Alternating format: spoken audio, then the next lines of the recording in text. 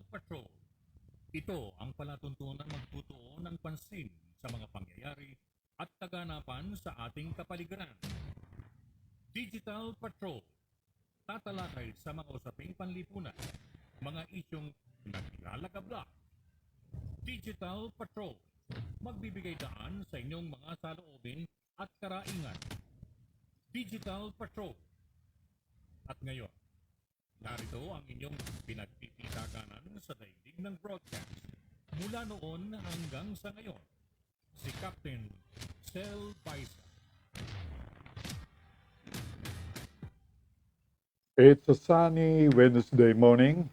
Kamusta po kayong lahat? Ngayon po ay ika-3 sa buwan ng Nobyembre taong 2021.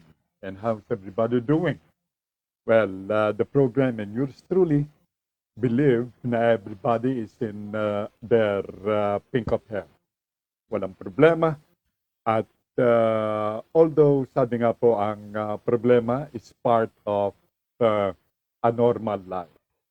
So, good if we don't have one, and good likewise if we have one or two, but we have a way to solve them. Anyway, magandang umaga po ng Miyerkules sa inyo lahat, Hump Day. Yan po ang description ng araw nito mula sa ating mga kababayan at mga naninirahan abroad.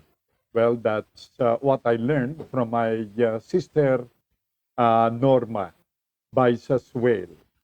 Well, she's the one who broke the news to me na there in their country, in Canada, they simply call this day, Wednesday, as Hump Day.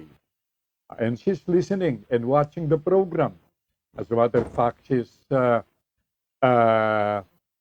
one of the earliest greeters of the program.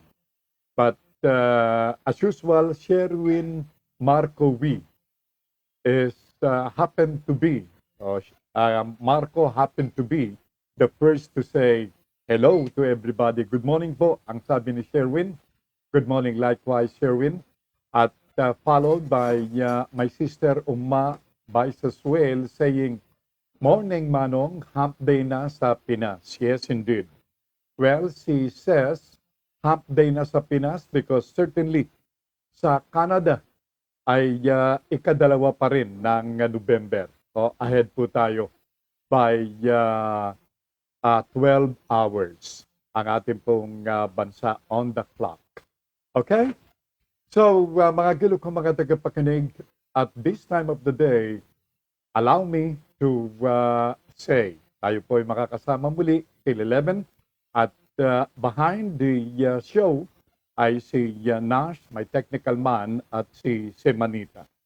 So without much further ado, welcome sa inyong Wednesday presentation ng inyong palatuntunang Digital Patrol.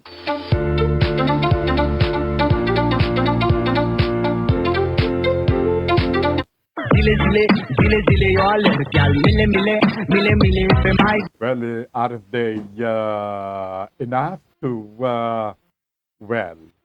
wake you up? Well, I guess they are. Sapagkat yan ang sinasabi ng ating mga listeners, not only in the Philippines, but likewise in other parts of the world na, well, feet or foot thumping, yung pong ating introductory music.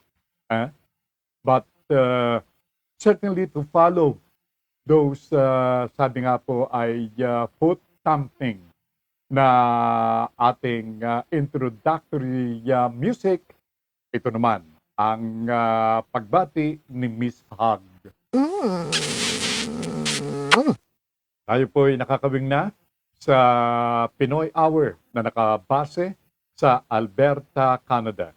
Good morning sa ating mga kababayan dyan sa Alberta, Canada, and notably yung mga nasa likuran ng palatuntunang Pinoy Hour.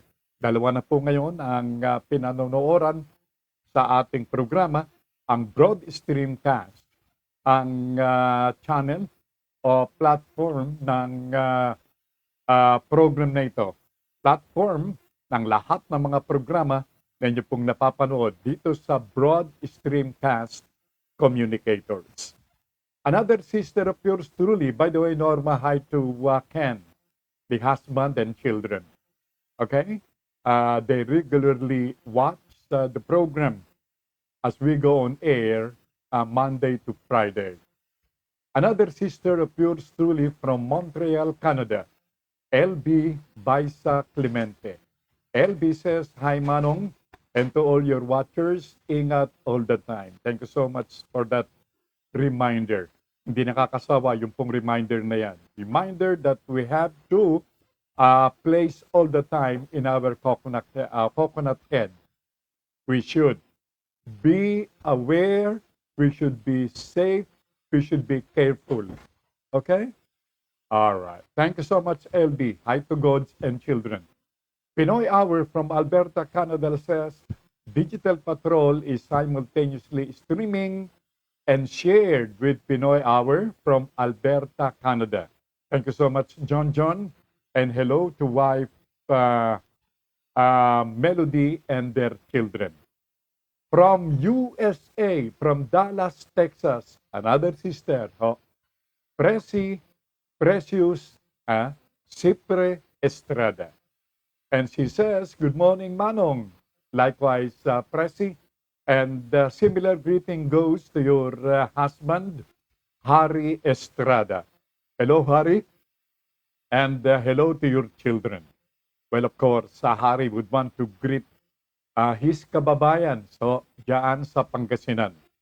Estradas hail from Osorubio in Pangasinan, I was told.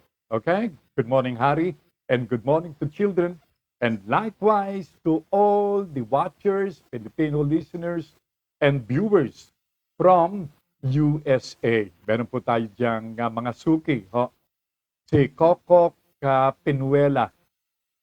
Hello, Kokok and family from New Jersey.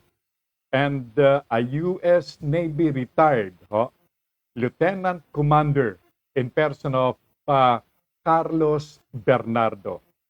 Watching from Honolulu, Hawaii. Kung dami po nating mga kababayan dyan. At I understand marami ring mga kababayan dyan, yung aking mga late parents who were both Ilocano. Maraming Ilocano po dyan sa Honolulu, Hawaii. Okay? Hello to the Bernardo family. And I would want likewise to say hello to all the Filipinos up there, dyan sa Honolulu, Hawaii, USA. Hi to the Iwabuchi family ng Tokyo, Japan. And likewise, yung ating mga kababayan, yung mga nurses, yung mga health workers dyan sa United Kingdom. Ang dami po natin dyan. Yung mga nurses na nagbuhat dito sa Pilipinas na ngayon ay those who were able to find yung kanilang green pasture diyan sa United Kingdom. Hello to them. And likewise to all the Filipinos overseas. Magandang umaga sa inyo lahat. Now, to begin with the program, as usual, darito ang ulat panahon para po sa ating mga kababayan. Ating mga kababayan dito sa bansang Pilipinas, ito po'y balita mula kay forecaster Ariel Rojas. Pakinggan po natin ang kanyang ulat panahon. Magandang umaga, forecaster Ariel Rojas. Yo po, forecaster Ariel. Magandang umaga po sa inyo, Sir Sal, at sa ating mga tagapakinig. Sa kasalukuyan, meron tayong binabantayang dalawang low pressure area. Yung una po ay nabuo kahapon sa silangan ng Surigao. Ngayong umaga, ito ay nasa layong 70 kilometers kaloob ng Dumaguete City. Hindi inaasahang magiging bagyo ang LPE na ito at posibleng malusaw na rin in the next 12 to 24 hours. Pero yung patuloy itong kikilos pa kanluran at magdudulot ngayong araw ng maulan na panahon sa Visayas, Masbate, Palawan, Zamboanga del Norte at Misamis Occidental. May banta po ng mga pagbaha at pagguho ng lupa sa mga nabanggit na lugar dahil may okasyon na malalakas ang pagbuhos ng ulan. Sa ibang bahagi ng Mindanao, maalinsangang panahon naman ang iiral, may banta ng thunderstorms sa hapon at sa gabi. At tayo naman sa Metro Manila at sa ibang bahagi ng Luzon, apektuhan pa rin ng amihan. Generally, maaliwalas na panahon ang iral, may mga bahagyang pagulap. Kung may mga pagulan po, mahihina or isolated at pag-ambon lamang. Yung pangalawang LPA naman ay nabuo kaninang alas 2 ng umaga sa loob ng PAR malapit sa eastern boundary ng FAR. Huling namataan sa layong 1,095 kilometers silangan ng Visayas. For now, wala pang epekto ang LPA nito sa panahon sa ating bansa at mababa ang tsansa maging bagyo. Pero patuloy natin itong babantayan at susubaybayan para if ever maging bagyo o kung lalapit na sa kalupaan ay makapaghanda prior ang ating mga kababayan sa pag-ulan na dala ng LPA na ito. Malaya pong makakapagpalaot yung ating mga kababayan dahil wala tayong inaasang matataas na alon sa ating mga baybaying dagat. Maliban po sa dalawang LPA sa loob ng FAR, wala tayong binabantayang bagyo sa palibot ng ating area of monitoring. Yan po ang latest mula sa Pag-asa Weather Forecasting Center. Ako po si Ariel Rojas. Magandang umaga at mag-ingat po tayong lahat. Forecaster Ariel, hindi nabanggit ang Metro Manila area, kundi sa aking pakiwari ay ang Kabisayaan, ang magiging sentro nitong low pressure areas na iyong nabanggit, although hindi maging ganap na bagyo. Now, does this mean na ligtas ang Metro Manila area dito sa mga pag-ulan, di katulad ng magkaganapan o maaaring maganap, maramdaman sa Kabisayaan, Forecaster Ariel? Yes po, nabanggit po natin kanina na ang umiral na weather system sa Luzon kasama po ang Metro Manila ay ang amihan. So, spared po tayo or ligtas po tayo sa pag-ulan dulot ng LPA. Kung meron tayong mga pag-ulan sa Metro Manila, posible po na mga mahihina or pag-ambon at hindi magtatagal dahil po ay hindi pinapayagan ng amihan pagkakaroon ng thunderstorm cloud. Bilang kaalaman para sa atin pa rin mga tagapakinig sapagkat sa akin matagal na pag-cover ng Pag-asa, aking nalaman na kapag panahon ng amihan, medyo takot dito ang mga bagyo at hindi namumuo. Am I right with this perception, Forecaster? Ang dahilan po niyan ay meron tayong mga high pressure area at sa may bahagi ng China. So ang bagyo po, ang hangin po niyan ay papasok sa loob. Ang high pressure area naman ay palabas ang kanyang hangin. So itong mga high pressure po ay tinutulak po ang mga low pressure area. So kung may nakaharang na high pressure area sa bahagi ng China, sa ilaas ng Pilipinas, ay hindi po makakaakyat ang mga bagyo. Kaya karamihan ng bagyo kapag panahon ng Nobyembre at Disyembre, even January, ay tumatama sa Southern Luzon, sa may Bicol at Mindoro, Romblon area, Palawan area at sa Visayas. Yan po yung aking explanation. Thank you. Maraming salamat for that repressive statement. Forecaster Ariel Rojas. Good morning, sir. Salamat po, magandang umaga. Si Forecaster Ariel Rojas, ang inyo pong narinig. Well, mayroong dalawa na low pressure area na sangayon sa kanya ay naispatan ng kanilang ahensya but then nothing to worry about.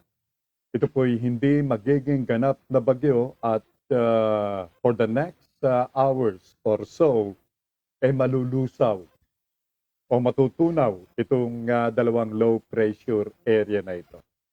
Yan po'y magandang balita para sa ating mga kababayan. Well, if you're asking yung ating mga listeners as well as viewers in far lands, dito sa National Capital Region, mainit ang panahon. The sun is shining brightly. Nakakasilaw ang liwanag ng haring araw sa mga sandaling ito. From another sister of yours truly, si Lyde Baisa. Sabi ni Lyde, Taytay Rizal is watching. Thank you so much, Lyde. Maraming salamat. And hi to Tammy Juanillo. At sa lahat ng ating mga kababayan diyan sa lalawigan ng Rizal. Marami pong mga silent listeners and viewers ang Digital Patrol sa bahaging yan ng lalawigan ng Rizal. One of them is April Gem. Sigurado po yan. She's watching the program. Now, from Nueva Ecija, pagbati mula sa isa pa nating regular na follower ng palatuntunan sa kanyang taguri, and I'm quoting, milestone follower from Nueva Ecija. Mapagpalang umaga po, Kuya Sel. Ingat po palagi. Salamat. Salamat likewise. Yun. Di po kayo nagkakamali ng inyong pong pandinig. Salamat. Yan. Yan po naman ang aking bersyon ng thank you sa Tagalog. Salamat. Yan. Much. M-U-C-H. More than o many. Yan. That greeting ay nagmula kay Conrado Rading Brotonel. And we're happy sapagkat hindi naapektuhan yung pong palayan ni Rading Brotonel sa Nueva Ecija. But of course, it pains us to know na marami sa ating mga kababayan ang nasira ang kanilang mga pananim na supposedly ay due for or scheduled for harvest. Yan ang panahon nung pong last month na kung saan ay dumalaw sa ating bansa. Partikular diyan sa malayong lalawigan ng Luzon, si Bagyong Maring. Now, well, mga galukong mga tagapakinig, mahirap po nating, well, of course, makalaban ng Mother Nature, where we really wouldn't know what happens next. Yan po ay Mother Nature. At whatever happens, sabi nga po, ay kagustuhan ng ating poong may kapal. At of course, sabi nga po, kung merong pagsikat ng araw, ay meron din pong paglubog ang araw. Now, incidentally, bago po mawala sa aking kaisipan itong bagay na ito, well, ito pong buwang ito ng Nobyembre. Ngayon po the third day ng November. Itong Nobyembre ay Lung Cancer Awareness Month. Ulitin ko, Lung Cancer Awareness Month. At ang Department of Health ay nagpapaalala at paulit-ulit na nagpapaalala sa ating mga kababayan na lalong-lalo na yung pong mga naninigarilyo na kung may panahon pa, matigil na, ma-minimize na kung hindi mang totally ma-eradicate itong bisyong ito. Because walang gandang ibibigay ito pong paninigarilyo. At maging yung tinatawag na passive smoking. Ano ba yung passive smoking? Yun yung tinatawag na second-hand smoking. Hindi ka nga naninigarilyo. Pero ang kasama mo, yung katabi mo, kasama mo sa bahay, wherever you live, ay umiinom o naninigarilyo. Now, nalalanghap mo yung usok mula po sa kanyang sigarilyo. So, ang tawag sa iyo, since ikaw ay nakakasagap ng usok mula sa sigarilyong hinihitit ng iyong katabi o house member, ikaw ay tinatawag na passive smoker o second-hand smoker. From Pinoy Hour, additional information concerning this month. November, sangayon sa Pinoy Hour, is an annual event involving the growing of mustaches. O ito pong tinatawag nating bigote. Bigote. Yan. During the month of November to raise awareness of men's health issues. Katulad po ng prostate cancer, testicular cancer, and men's suicide. Oh, thank you so much dito, kay John ng Pinoy Hour. This comes as a very good reminder para po sa ating mga kababayan. Siguro ito ang practice nila diyan po sa Alberta, Canada. Yung mga kalalakihan, they're growing up mustaches, sabi nga po, o mustache, o bigote. bilang pagpapaalala dito po sa cancer. Sapagkat itong buwan ng Nobyembre ay Cancer Awareness Month. Kasama na po itong lung o yung ating pong tinatawag na baga. Okay. Lieutenant Commander Carlos Bernardo, a retired U.S. Navy officer. Officer ho, Pilipino. A tough fan ng palatuntunan says, I'm watching brother from Honolulu, Hawaii. Aloha. Aloha likewise at magandang umaga, Lieutenant Commander Carlos Bernardo, and hello to your family and to all our kababayans dyan sa Hawaii. Going back dito po sa ating bansa, coming from Melito Rodelio Militante ng Calamba, Laguna. Castellaloy po ito. Kaya don't be surprised if he greets the program and he greets yours truly and everybody in particular sa salitang Espanyol. Ang sabi ni Melito, un bendito miércoles por la mañana, Señor Cel, y a todos los respectadores de Digital Patrol. Maraming salamat, Melito. Muchos gracias. Sharer si Melito ho. And I'm pretty sure na na-share na rin ni Melito ang ating program. Similar manner ang Pinoy Hour. Pero may karagdagan pahayagang Pinoy Hour. Kaya kung mukha po kaming cavemen, huwag po silang magugulat. Yun. Mukhang itong si John na nagpapatubo na ng bigote. Mabuti na lang, hindi bird o balbas. Alam nyo, sa gitnang silangan, ito po I don't know, it's time to be corrected, pero as far as my memory is concerned, isa pong journalist from the Middle East na akin po naging kaibigan while visiting the Philippines. Ang nagkwento sa akin na it's a must. Kailangan sa isang Arabiano na sila ay balbas sarado. Yan, balbas sarado. Merong beard, may balbas, kaya karamihan, o hindi karamihan, kundi lahat, ng mga lalaki diyan sa Middle East may balbas.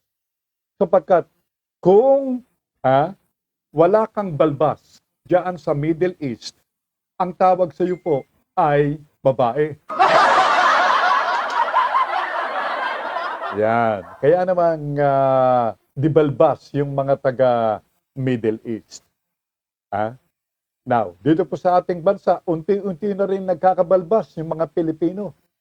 Dahil dito sa mask na face mask na required for everybody to wear on. Dito kasi hindi ka na mag-aahit. Total naman nakatakip ka ng face mask, hindi ho ba? May karagdagan si Pinoy Hour doon po sa aking nabanggit. Ang sabi ng Pinoy Hour doon sa mga pagpapatubo ng balbas ng mga taga Middle East. Sabi ng Pinoy Hour, I believe it's linked to their religion o may kinalaman sa kanilang relihiyon. Kung kaya't nagpapatubo ang mga taga Middle East, yung mga Arabiano ng balbas. May kinalaman sa kanilang relihiyon. Yung mga Bombay din, hindi ba?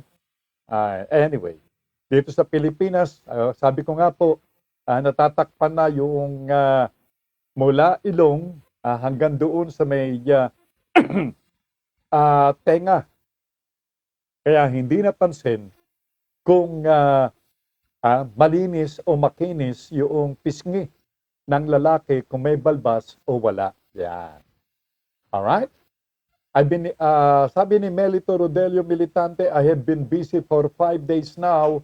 I reopened my 3 computer shops here in Calamba. Happy to note that, Melito. Talagang when it comes to earning, this guy hindi nagpapahuli. He has a wide vegetable farm sa kanya pong lugar sa Calamba, Laguna, plus yung kanyang poultry, pinagkakakitaan. Ito ngayon, karagdagan, binuksan niya yung kanyang tatlong mga computer shop sa Calamba, another extra income. We're happy for you, Melito. Now, bago po tayo pumalaot, marami po tayong mga tatalakayin na mga magagandang mga balita. But allow me mga gilo ko mga tagapakinig na iulat sa inyo itong COVID update. Kahapon, ito po isang ayon sa ulat ng DOH. Kahapon, yung karagdagang kaso ng coronavirus sa Pilipinas ay nagrehistro sa 2,303 cases. Idagdag na natin ho yan doon sa rolling na mga new cases ng COVID na umabot sa 2,792,656. Yung mga gumaling naman ay umabot sa 4,677 cases yung mga gumaling, bringing to 2,708,466 ang total na bilang ng mga gumaling. Now, yung mga hindi pa gumagaling but we're praying na sila po ay gumaling na sa lalong madaling panahon ay umabot sa 40,786 ang hindi pa gumagaling. At ang mga namatay as of yesterday ay ito po yung total na bilang porsyento o noong total na bilang 1 point% ng total na bilang na mga karagdagang kaso ay 43,404 cases yung mga namatay as of yesterday. And please accept our heartfelt condolences dun sa ating mga kababayan na ang kanilang mga mahal sa buhay ay sumakabilang buhay. Either sa COVID-19 or other illnesses. From Sipokot, Kamsur, came this message. Ito po ay ating cousin, regular follower ng program. Ang sabi ni Mirna Alcid Sekihor, hi to husband Ed Sekihor and children. Sabi ni Mirna, hi, good morning, Sel Baisa, and to all your listeners and watchers all over the world. Our weather here in Sipokot, it's raining. Umuulan po ngayon sa Sipokot. God bless us all, ang sabi ni Mirna. Samantalang dito po sa ating Metro Manila area, up to now, wala pong pagbabago yung init ng panahon ngayon pong araw na ito. Whereas, diyan po sa Camarines Sur, particularly sa Sipokot, umuulan ho ngayon. Yan po ang ulat ni Mirna Alcid Sekihor. Kaya that comes as a big tip sa ating mga kababayan who are planning na magtungo diyan sa Kamsur, particularly sa Sipokot. Bring umbrellas and other anti-rain paraphernalia. Enable you to spare yourself from sure sickness. Kapag ikaw ay mababasa at hindi ka, sabi nga po ng mga nakararani, kapag hindi ka nag-take ng immediate shower or immediately you didn't take shower or bath after exposing yourself to rains, malamang magkakasakit ka.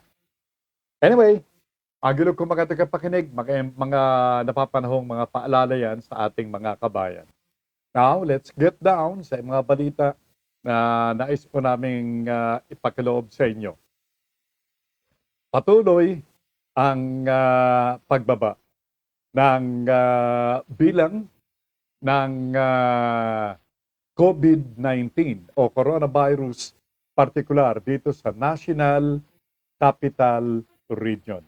Yan po ay naiulat o naobserbahan ni Doktora Althea de Guzman ng DOH. Okay? Ang sabi ng Pinoy Hour, kindly remind your expat audience in North America to adjust their watches on Sunday. Sapagkat daylight savings time ay matatapos na po diyan sa North America, kasama na ang Canada, itong darating na linggo. So back to normal yung kanilang orasan. Ngayon pala ay daylight saving time pa ang kanilang pina-practice. Ganun sa kanila. Sapagkat diyan sa Canada, maging sa mga bansa sa North America, ay kapag ganito pong tag-init sa kanila, mahaba yung sikat ng araw. Mahaba po yung tag-araw. Kaya they have to make adjustment sa kanilang oras. Katulad ng, halimbawa, 10 o'clock ng umaga. Sa kanila po, bali, alas 9 pa lang noon.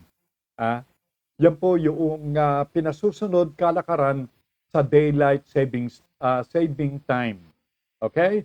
-1 hour. Alright. Thank you so much, John, ha? And I'm pretty sure na nakaabot yan sa ating mga viewers and listeners sa North America at maging dyan sa Canada. Mary Hilma o Gilma Wong. Ang sabi ni Miss Mary, good morning, Captain Sel Baisa, and to all viewers, God bless and guide us. Thank you so much, Mary. Melito Militante added this to his early messages. Seasonal pala ang COVID sa ngayon kay Melito.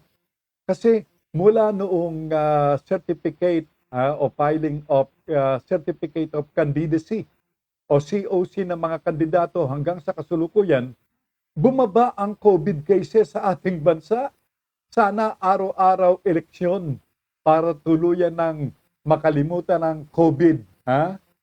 Only, sabi ni Melito, only in the Philippines. I must agree. Nawala na eh. Hindi na, dati-rate, walang eleksyon. Walang election fever.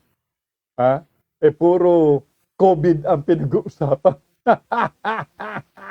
Ay, nako. Anyway, sa mga karagdagang mga pagbabalita, ang sabi nga ho ni Dr.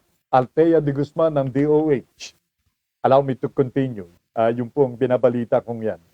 Bumababa ang COVID cases sa Pilipinas. Pero, merong pag-aalinlangan, merong worry si Dr. de Guzman.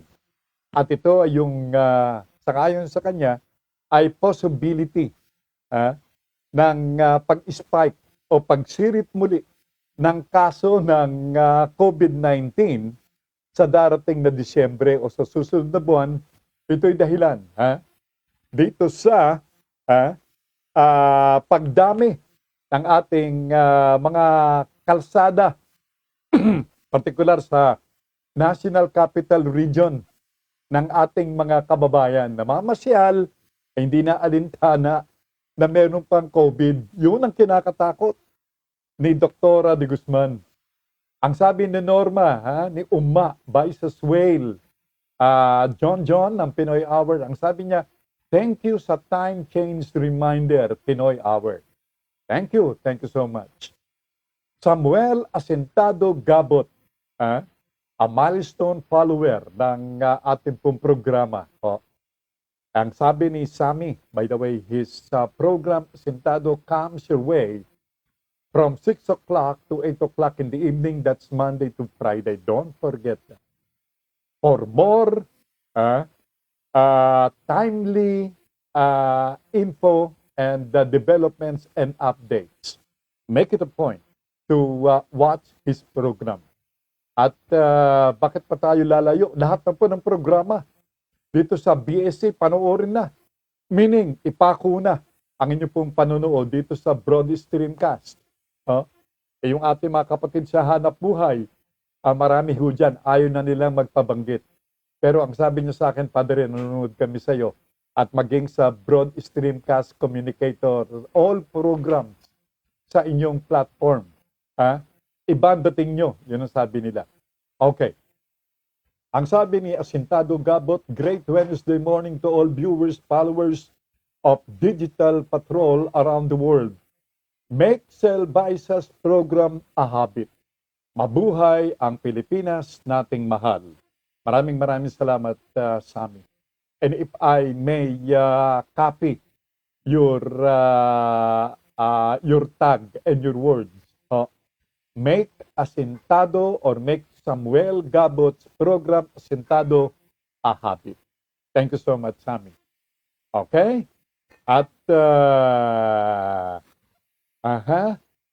sabi ng Pinoy Hour in reaction to Norma's word of gratitude for reminding them itong hinggil sa time change. Sabi ng Pinoy Hour, no worries, tita. Magagalit boss ko kung late na naman ako. Yan ang sabi ni Pinoy Hour o ni John. Alright. Now, kung mangyayari o itong kinatatakutan ni Dr. De Guzman, will happen. Aba, yung kanyang estimate 50,000, 50,000. Ang posibleng itaas nitong COVID-19 next month, December. Wag naman sana, doktora. Wag naman. Ang mangyayari niyan, siso na lang tayo rito. Luluwagan, hihigpitan, luluwagan, hihigpitan. Total naman ang ating mga kababayan, katulad ng inyong naisin, malaking bilang na itong nabakunahan. Hindi ho ba? Kapag nabakunahan na yung malaking porsyento, at least nakakasiguro nun tayo na maliligtas na pati yung mga hindi nabakunahan. At least yung tinatawag na herd immunity. Kapag malaki na, marami na sa National Capital Region lamang, pinagmamalaki ito ng mga mayora at mga mayor na dito sa aking lungsod. Marami na ang nabakunahan. Hindi ba binibida yan? Binida rito. Halos lahat ng programa dito sa Broad Streamcast Communicators, inulat yung bagay na yan. So meaning, tama na sana yung siso. Dahilan sa next November 15, mga gilo kong mga tagapakinig, magbabago na itong mall operations. By the way, bago ko makalimutan, wala na pong curfew. Wala nang curfew hours starting tonight. Pero yung mga minor de edad, sakop kayo nitong tinatawag na hindi paglabas ng inyong mga tahanan. Kaya yung mga local government units will surely pass ang isa pong resolution or ordinance na paghigpit dito sa mga minor de edad. Yung mga may trabaho, yung mga lehitimo, na kailangan ay nasa labas sila, well, okay yan.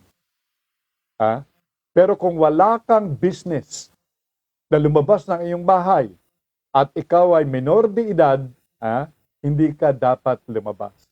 Baka ikaw ay mahuli. Okay? Maraming salamat. So, come December o come November 15, ang mga malls o mga itong mga katulad nitong mga commercial malls like itong SM, itong Ayala Mall, what else? Itong Robinsons, itong Circle C, marami ho dyan. Hindi ko lang ma-recall. Yang gawin ng Wilcon. Malaki yung kanilang mall din dyan So, ang kanilang operasyon starting November 15 ay magmumula alas 11 ng umaga hanggang alas 11 ng gabi. Aba, that will give ample time sa ating mga empleyado Yan ay kung tapos na ang iyong work from home business. Meron ka ng time para mag-shopping para sa Christmas. Ang sabi ho ng Secretary Harry Roque, by the way, ng Malacanang, ang sabi ang tawag ho sa kanya ay trumpeta. Because, naririnig po natin, nire-re-echo nitong si Roque yung mga pronouncements ni Digong o ni Mayor Digong. Ang sabi ni Harry Roque, baka payagan na rin itong caroling. Yung mga jingle bells, jingle bells all the way. Parinig na naman natin yung thank you, ang babait ninyo, thank you. Yan. Kung hindi mabait, thank you. Ang babarat ninyo, thank you. Nako. Ayun, ang sabi ko ni si Manita, meron naman kaya magbibigay. Marami po ang hindi kumita. Marami po yung mga naapektuhan itong si virus o virus. Walang pera na ibibigay sa mga inaanak. Kaya kayong mga inaanak, medyo anticipate nyo muna yung pagbibless sa inyo ng inyong ninang at ninong. At kung walang maibigay na regalo o ano paman, consider na lang na walang pera, walang kinita. Ngayong panahon ng pandemya, si Ninong at si Ninang. Okay, ang sabi ni Mary Hilma Wong, ang kanyang pumensahe, SM Baliwag po, yung SM Baliwag branch sa Bulacan. Binigyan ng pahintulot ang mga bata na pumunta. Ayan yung mga bata diyan sa Baliwag. pwede nang pumasok diyan sa kanilang sangay o branch sa SM Baliwag. Sana lang po hindi mawala ang sariling disiplina. Yan po ang kahilingan ni Mary. Kaya namang napapanahon yung pong kanyang panawagan.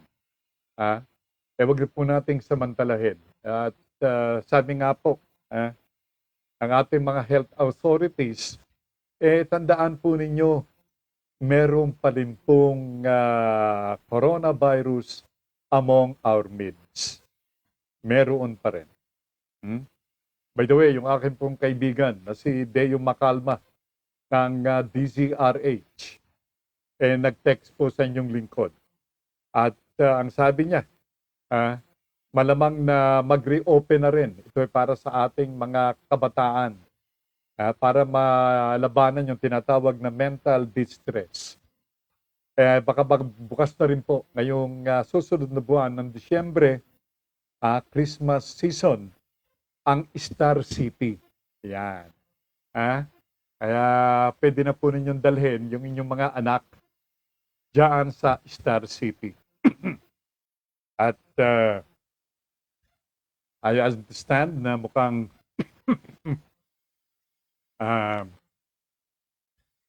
inihahanda na yung mga rides. Nililinis na.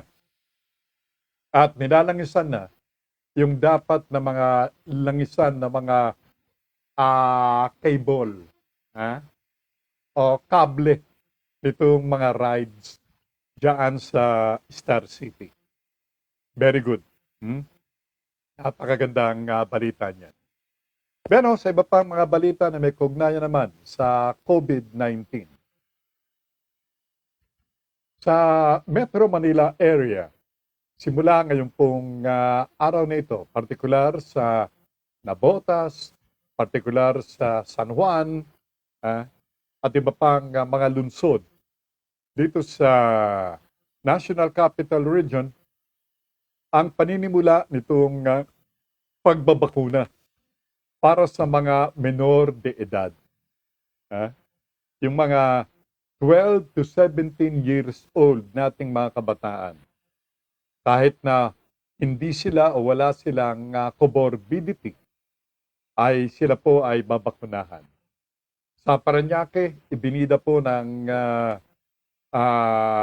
Public Information Office ng nabanggit na lungsod na inaasahang magiging abala ang SM Sukat, ang Ayala Mall, ang SF Bangko Filipino, at maging ang ospital ng Parañaque para dito sa pagbabakuna para sa mga menor de edad. Yung pong mga nakatatanda, yung mga adults, suspendido muna dito sa National Capital Region hanggang Biyernes yung pagbabakuna sa kanila. So meaning, ang atensyon ng pagbabakuna ay naka-intend o naka-trained sa mga kabataan. Melito Militante says, dito po sa amin bawal pa ang menor de edad sa mga malls. Kaya di pa ako makapunta. Kakainis ang sabi ni Melito. Ayan, iba talaga si Melito. Ha? Anyway, you're making my day, Melito. Alright. Now, sa iba pang mga kaganapan, mga gilo ko, mga tagapakinig, ang sabi ni Dr. Rogin Solante ng DOH Vaccine Panel. Ito po ay isang paalala. Reminder from him, lalong-lalo na yung ating mga kababayan, kabataan, whatever, yung mga bata ng mga panahong yan, 6 months ago or 8 months ago, hindi pa po nababakunahan. It's only now na ang atensyon ng ating vaccine rollout ay nakatuon sa kanila. Kung ikaw ay naturukan ng Sinovac, tandaan po ninyo, Sinovac. Itong vaccine brand na gawa sa China. Kung ikaw ay naturukan sometime in March or April this year, tandaan po ninyo kung ikaw ay naturukan ng Sinovac ng Marso o Abril ngayong taong ito, kailangan magpabakuna ka for the 3rd time ng Sinovac. Ang dahilan, wala na pong visa. Yung itinurok sa inyong Sinovac vaccine by this time. Kaya this month or next month, kailangan magpabakuna ka muli ng Sinovac. 3rd job, sabi nga po. Sapagkat baliwala na. Kaya kung akala mo, kung pag-uusapan ay kaligtasan, sapagkat yun po ang sinasabi, kapag nabakunahan ka na, ligtas ka na. O dili kaya, ma-spare ka doon sa severe reaction nitong si COVID-19. Kaya magpabakuna ka ng pangatlong beses ng Sinovac. Kaya ang Sinovac naman dito sa atin, 2 isang pera. Napakarami ng Sinovac. Pinakamarami ang Sinovac dito. Abay, dating na dating. Ang Sinovac, paano hindi darating ng darating? Order naman ng order. Ang ating gobyerno, hindi ho ba? Di bali sana kung libre, bilyon-bilyong piso. Ang nawawala sa ating kabangyaman. Bilyon, hindi po M, kundi B. Bilyon-bilyong piso. Patay tayo dyan. Pero, just the same, under trial po tayo. Baka makalimutan po ninyo, ito pong isinasaksak na bakuna sa ating katawan ay trial pa lang. Sinusubukan yung bisa ng bakuna na inilalagay sa ating katawan. Kapag naayos at ayos, wala kang problema, well and good. That comes as a big achievement. sa kanilang bakuna na babayaran natin.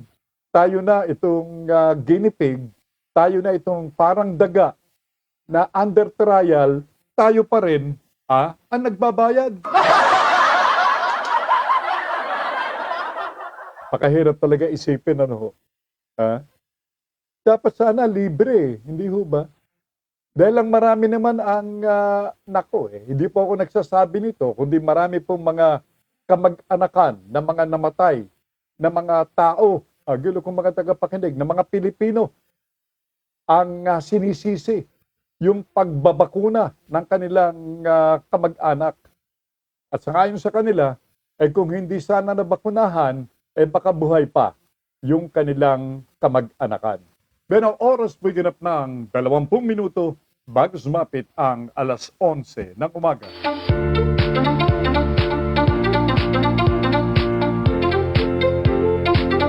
Yun. Alert level number 2. By the way, ulitin ko ho, sa mga kabubukas lamang ng kanilang mga monitoring sets. Starting tonight, dito sa National Capital Region, wala na pong curfew. Kaya malaya na po kayong makalalabas undisturbed. Pero kung wala ka namang opisyal na gagawin sa labas, kung ikaw ay manunungkit lamang ng sampay ng may sampay, huwag ka nang lumabas. Dahil ang kahit na nilift na ang curfew, tuloy-tuloy pa rin itong pagre-rekurida ng mga tauhan ng kapulisan. Yan po ang order itong si General Eliazar, PNP Chief, ng kanyang order sa kanyang mga tauhan, dapat na kayo ay makita sa mga lansangan. Lalo na ngayon, walang curfew. Marami po ang makikita sa mga lansangan. Yung mga bakery na dati-rati ay bukas, o sarado rather, kapag curfew hours, magbubukas na yan. Marami na mga establishmento na mag-ooperate ng 24-hour basis. So meaning, slowly, itong ating ekonomiya ay unti-unting magiging masigla. Marami na po tayong mga kababayan na babalik sa kanilang mga opisyo, sa kanilang mga trabaho. Lalong-lalo na yung mga nasa restaurant business. Babalik muli po yan. Sapagkat from 30% I understand, tataas ng 50% itong mga magda-dine-in sa mga restaurant. By the way, baka makalimutan ko lang ito, pag kayo magugulat kung makikita ninyo yung mga pampasahero, mga jeepney na wala ng plastic barrier. Tatanggalin ho yan. Iniutos na ng DOTR ang pag-aalis nitong mga plastic barrier diyan sa mga jeepneys, mga passenger jeepneys. Sapagkat wala rin daw pong silbi yan . Kita na ninyo. Wala palang silbi. Gumastos yung ating mga drivers niyan . I understand. Hindi lang operator, hindi operator ang gumastos ng paglalagay nitong plastic barrier, kundi mga drivers themselves. Tapos, papaalisin din pala. Ay, naku naman. Ano nga ba talaga, kuya? Tatanggalin ho yan, kaya huwag kayong magtataka. Simula na ho yan ngayong araw na ito, kung hindi bukas. By the way, yung operasyon ng LRT2 pasamantala pong sinuspinde. Dahilan dito sa aberya, nagkaroon ata ng problema ang LRT2. Kaya namang sinuspinde ang operasyon nito na nagsimula kaninang alas 6 ng umaga. So balik na naman yung ating mga kababayan sa paglulan ng mga buses. Paglulan ng mga public transport. Taxi, lalo-lalo yung mga nagmamadali, na kahit papaano may pan-taxi. Pero under the present condition, kung meron kang konting barya, bakit mo itataxi pa? Kung malalakad mo, maglakad ka na. Anyway, walking is good for the health. Okay. Now, naku napakasakit itong balitang ito. Ho. Ito'y hinggil sa pagkumpirma ng Department of Agriculture ng pagtaas sa presyo ng karneng baboy. Tumaas daw po ng 40 pesos bawat kilo ng baboy. Patay ka na. Lalong-lalo na kung kasing sarap ka magluto ng umba o humbang Cebu. Na katulad nitong si Manita at adobo. Paano ka makakabili niyan? 40 pesos na ang itinaas sa bawat kilo. Katulad na sa liempo, ang halaga ng isang kilo ay 260. Dagdagan mo ng 40 pesos, 300 piso na. Paano kung walang ganyang halagang 300 pesos? Wala mo ng umba, wala mo ng adobo. Ay, nako. Ang manok, tumaas ng halagang 10 piso bawat kilo. Ay, nako. Di ho ba? Ang sabi nitong si Crispin Evangelista, Undersecretary ito ng Department of Agriculture. Kaya daw nagtaasan niya itong halaga ng karne ng baboy sapagkat itong mga baboy nanggaling pa raw ng Visayas at Mindanao. Ngayon, yung pagtatransport nitong buhay na baboy ay tumaas ang singil dahil sa pagtataas ng presyo ng langis. Kasama na rito ang gasolina, kasama na ang diesel. At isama pa rin natin yung halaga ng liquefied petroleum gas o LPG. Sus, marisip na buhay ito. Pag hindi nasira ang ulo ng may baltik, ewan ko na lang. Saan ka naman kukuha ng pangkain mo pag ganitong labanan? Ang sabi ni Melito, dito po sa amin, bawal pa ang minor de edad sa mga malls. Yan. Kaya raw hindi siya makapunta. Ayan na naman, Melito. Now, naku alam nyo kahapon, yung pong mga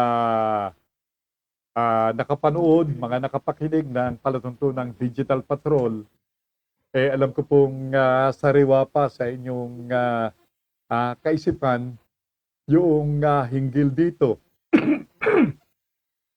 sa sa banta ng mga private hospital. Ito po isang ayon sa ulat nitong si Jose de Grano ng private hospital. Siya po ang pangulo na marami sa ating mga operator, mga may-ari ng mga private hospitals, nagbanta na sila ay kakalas dito sa pagiging membro ng PhilHealth. Maraming ospital sa Iloilo, maraming ospital sa Cagayan de Oro, at lahat ng mga private hospital sa Cagayan Valley, nagbanta na sila ay aalis sa pagka-miyembro ng PhilHealth. Dahilan dito sa unpaid na pagkakautang noong taong 2020 ng PhilHealth. Pero sangayon po kay Doktora Shirley Domingo ng PhilHealth. By the way, good morning sa lahat ng ating mga masisipag na mga employees ng PhilHealth. Kamusta si Charles? Hello, Chacha. Ganun din kay Tona at kanilang uniko iho na si Chase. At yung lahat ng mga kawani ng PhilHealth na ngayon nunood ng ating programa. Alam niyo, sangayon kay Doktora Shirley Domingo na siyang tagapagsalita ng PhilHealth, nagkakausap daw, nagkausap na at patuloy ang pag-uusap ng pamunuan ng PhilHealth at ni Dr. De Grano ng Private Hospital Group upang malutas ang problema. Pakinggan natin si Doktora Domingo. Nag-uusap na talaga. In fact, nag-uusap na mga 2 beses na itong since last Sunday. Itong presidente namin, si Attorney Dante Gueran, at saka yung president ng PHP, si Dr. De Grano. So nag-uusap na po sila. Nag-iron out natin kung anong pwede natin gawin dito sa sitwasyon na ito. Ang PhilHealth po, marami na tayong ginagawa to fast-track claims talaga for the hospital. So nag-uusap po tayo. Aside from nag-uusap sa national level, nag-uusap rin itong mga regional offices natin sa mga individual hospitals sa regions. So, apparently, yan po ang solusyon to the problem. Baka naman daw i-reconsidera nitong mga pagamutang ito yung kanilang balakin na kumalas sa pagiging membro ng PhilHealth. Mamahirap po yan. Sabagat marami sa ating mga kababayan, paano yung mga membro ng PhilHealth, yung mga those religiously paying their membership fee. Well, sa mga seniors, walang problema because lahat ng mga seniors dito sa ating bansa are automatic member ng PhilHealth. At being senior, wala po silang binabayarang PhilHealth fee o service fee. Yun ang problema. Kapag ikaw ay nakatira sa isang lugar na malayo ang mga klinika o yung mga health clinics ng gobyerno, wala kang ibang alternatibo but to bring yourself or to have yourself confined whenever you're sick sa isang private hospital. Paano kung hindi na miyembro ng PhilHealth? Yung hospital na sa iyo'y pagdadalhan, todas ka na. Di ho ba? Ang sabi ni Melito, ayun, pananghalian na ito. Luluto po ako ng rellenong boneless bangus at enseladang dahon ng malunggay. Kasabay ang pagpapalambot ng laman loob ng baka. Palagay ko, murang-mura ang baka ngayon. Kare-kare para mamayang hapunan naman. Naku, sarap nito. Kung malapit lang itong si Melito, militante rito po sa ating lugar, baka ako'y magdala ng lalagyan. Melito, matikman naman yung kare-kare na iyong lulutuin. Napakasarap niyan. Anyway, mga giliw kong mga tagapakinig, yun ang problema. By the way, good morning sa Garcia's family na nanonood dyan sa Glenmont Trail. Alright? Kay Mrs. Abby Garcia, sa kanyang anak na si Gerald at si Megay. Okay? At sa kanilang anak na si Tiffany. Okay? Good morning, Garcia's family. Coming from Presi Estrada. Naku, sabi ni Presi, ito na kagad reaksyon. Sarap kare-kare. Lalo na kung medyo mabango yung bagoong alamang. Alam nyo, yan po isa sa mga specialties nitong si Manita. Kare-kare, mga gilo kong mga tagapakinig. Ang sabi ni Mirna naman, from si Pokot, nagluto ako ng patatim. Naku, sarap din. Patatim at pritong galunggong. Ano ba naman? Ginugutom nyo ang inyong lingkod. Patatim kapag sobrang lambot nito, napakasarap po niyan. Minsan ako nakatingin dyan po sa Chinatown, itong patatim, hinanap ko na po palagi yung restaurant yon. Thank you so much, Mirna. Maraming salamat kay Melito. Ang sabi ni President, in reaction to patatim at pritong galunggong, sarap din. Nako, sarap talaga.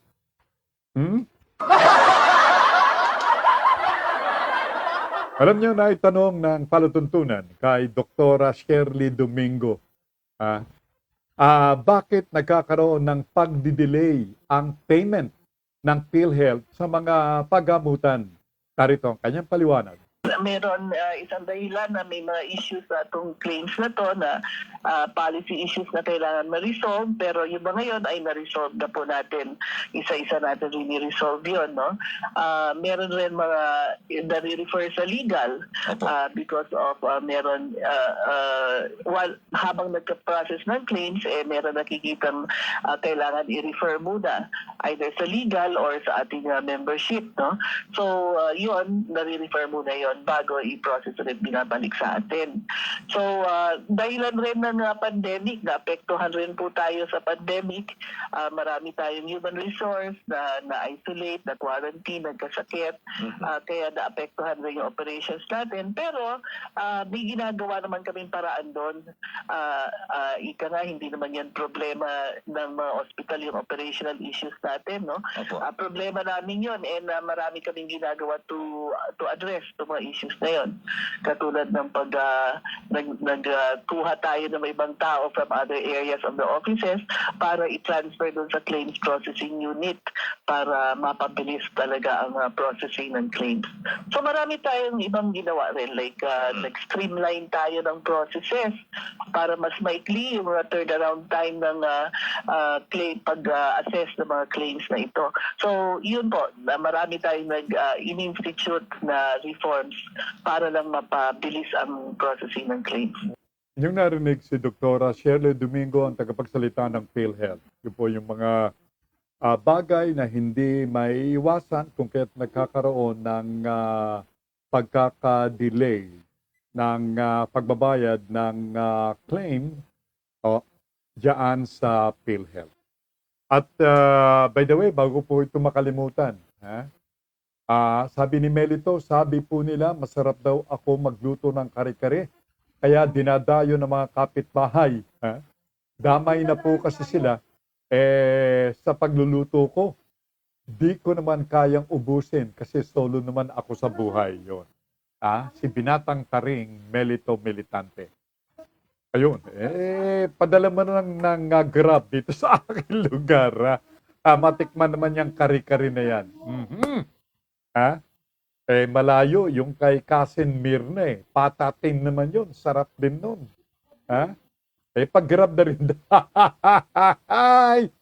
Nako. Ayan po ang simula po nitong 10 taong visa validity ng mga driver's license ng LTO. Pero hindi lang po ganun-ganun makukuha itong 10 years na validity ng driver's license. Kailangan ay makapasa ka pa doon sa tinatawag na refresher course na gagawin ng LTO. May kabayaran din, 600 plus kung kukuha ka nitong sertipiko ng patunay na ikaw ay sumailalim sa refresher course sa halagang 600 piso mula sa mga accredited na mga driving schools ng LTO. From another sister, si Uma Baisaswale. Ayan, ako nag-react na itong aking mga kapatid na ito. Si Uma ay patulog na ito eh. I'm sure na she's already done in her dream suit. Sapagkat ngayon po ay mag-aalas 10 na ng gabi. Diyan sa Montreal, Canada. Ang sabi ni Uma, sarap kare-kare. Ginutom tuloy ako. Ayun, sumigaw pa yung aking technician. Iba talaga. Iba talaga itong dating ng kare-kare. Ibang dating. Pero kailangan masarap yung tinatawag na bagong alamang. Kung gaano kasarap yung kare-kare, dapat masarap din yung bagong alamang. Okay, we will close the show by reporting this. Isang grupo ng mga human rights group ang nagtungo sa COMELEC upang ipa-disqualify sa pampanguluhan si Senador Bongbong Marcos. Okay? Pero mga gilo po mga tagpakinig, yan po ang ating balita ngayon pong araw na ito ng Miyerkules, ngayon pong Nobyembre 3, 2021.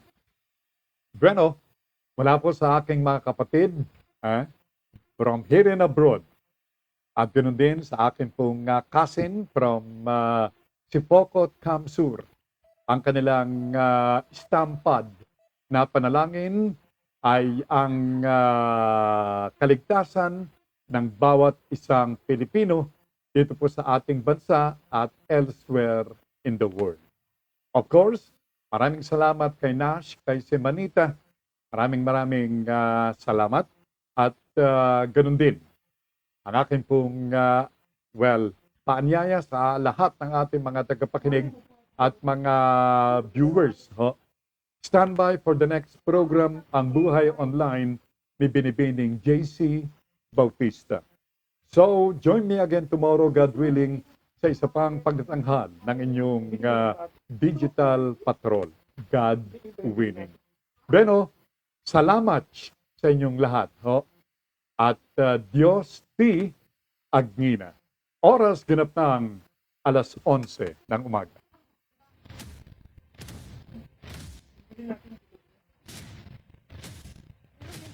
Sumainyo ang Digital Patrol. Hanggang sa muli, dito pa rin sa Broad Streamcast Communicator. Maraming salamat po.